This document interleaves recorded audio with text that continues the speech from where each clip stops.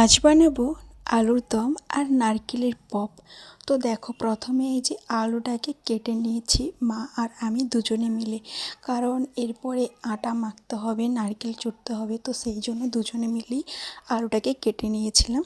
তো আলু কাটার পরে এই যে আলুটাকে এখন ধুয়ে নুন দিয়ে জল দিয়ে সেদ্ধ করতে দিয়ে দিচ্ছি প্রেসার কুকারের মধ্যে। আর এইদিকে আমি এখন আটা মাখতে চলে এসেছি, মানে আটা নিয়ে আটাটাকে মেখে নেব, আর ওইদিকে মা নারকেল কুড়ছে।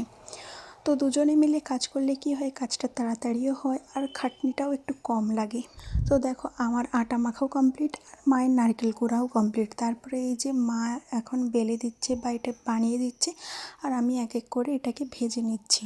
তো দেখো, আমার অনেকগুলো ভাজাও হয়ে গেছে প্রায়। আর এই দিকে দেখো এখন মা বানাচ্ছে, তো বানানোর ভিডিওটি পরে দেওয়া হয়েছে। তো দেখো, রুটির মতন করে বেলে তো তারপরে নারকেলটাকে পুরটাকে এইভাবে দিয়ে এভাবে চেপে দেয়। তো আমি খুব একটা ভালো পারি না, তো মাই করে দেয়, তাই জন্য আর আমি ভাজি। তো দেখো, তারপরে অনেকগুলো আলু কেটেছিলাম, ভেবেছিলাম আলুর পরোটা বানাবো একটা দুটো, তার জন্য আমি একটু বেশি করেই আলু কেটেছিলাম। কিন্তু আটা যে মেখেছিলাম, আটাটা আর বেশি হলো না, তো তার জন্য এই যে নারকেল অনেক কটা ছিল, বেশি ছিল, তো তার জন্য নারকেল দিয়ে পপি বানিয়েছে।